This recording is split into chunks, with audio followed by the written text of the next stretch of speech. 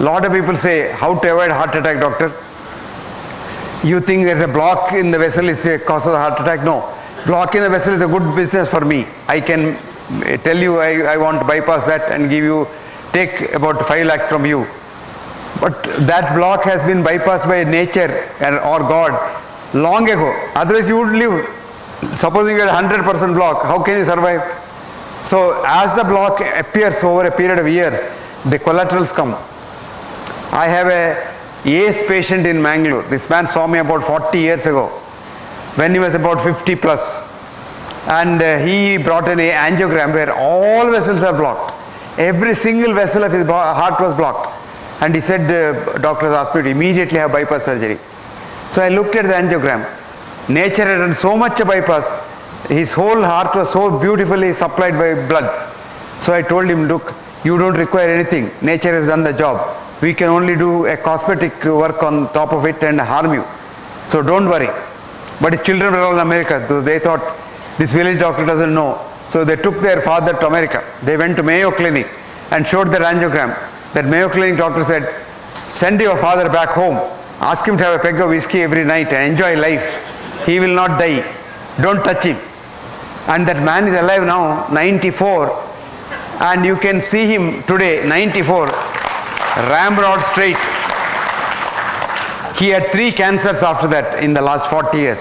Survived all the cancers also. And this is a very quick man. If you read Mangalore newspapers, this man has now taken the voluntary job of chief traffic warden. Early morning at 9 o'clock, he's about 6 feet 4 inches height. He'll put on that police dress and come and stand in Hampalkatta and direct traffic. At the age of 94. And he's so fit and healthy. Why is he healthy? He has a healthy mind.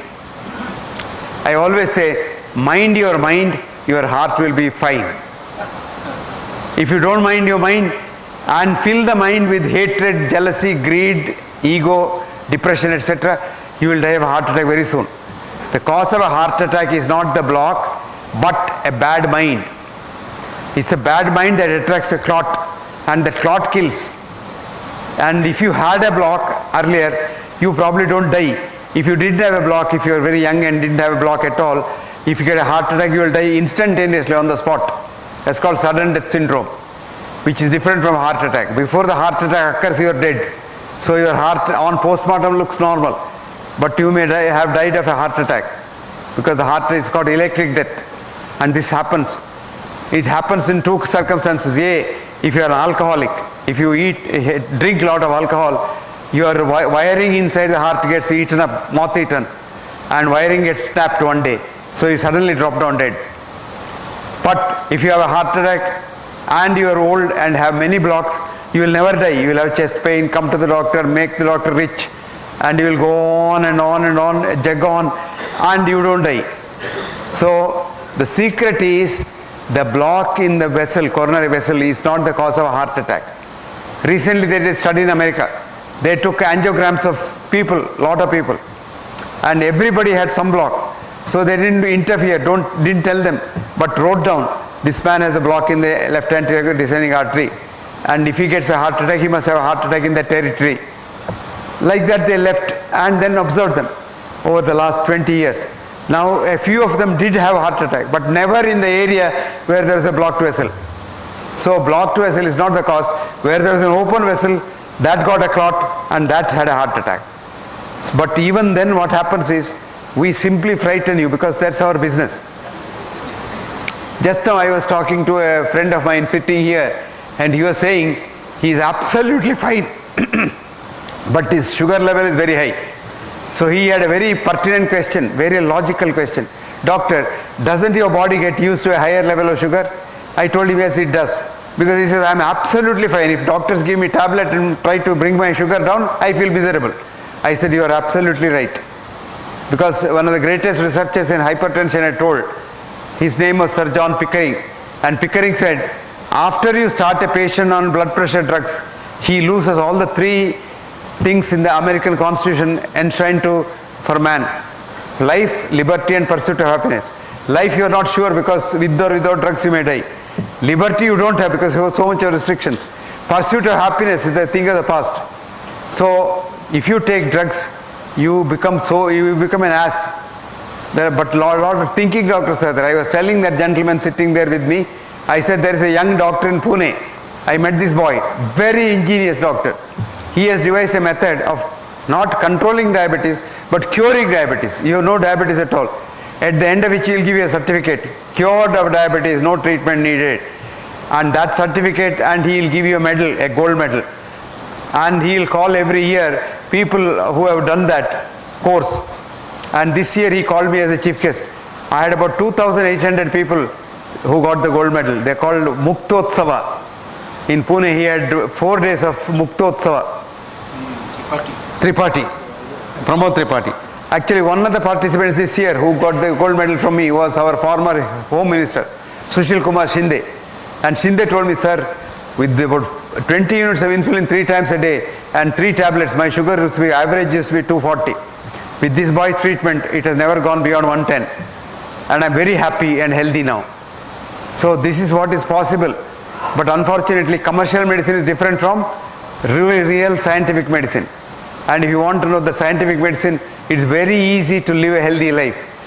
Healthy life, if you want to live, have a healthy mind.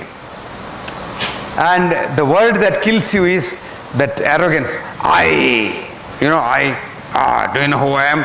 I'm a high court judge. I'm this, that I starts the illness. When once you say we, it starts wellness.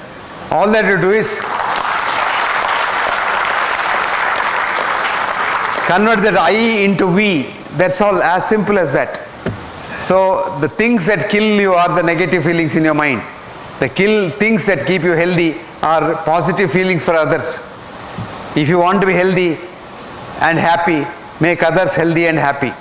I always tell my students, each one, at least reach one life so that he is made happy. And a lot of people go in search of happiness. I'll be happy when I get my daughter married. I'll be happy when I become the Chief Justice of India. I'll be happy when I become the Prime Minister of India. You will never be happy. If you are happy today, you will be happy all your life. So happiness is a journey. Happiness is not a goal. And what is a simple formula for happiness? Tell me. Catch hold of a man who is unhappy, make him happy. And happiness will come back. Happiness and love are like the mirror, you know. Christina, an American poet, has wrote, if love is what you give away, love is what comes back each day. So it comes and hits you back. So you love another person, the world loves you. You love yourself only and don't love nobody and hate others, you kill yourself faster. So friends, convert yourself, illness to we, wellness. You will all be very healthy. Then a lot of people think, oh, if I eat this, I'll be healthy. If I run a mile every day, I'll be healthy. If I run marathon now and then, I'll be healthy. All not correct. You are healthy if your mind is healthy. You don't have to even run nothing of the sort. You can eat anything as long as you don't eat when you are not hungry, you are fine. If you don't eat too much and become obese, you are fine. Eat what you like.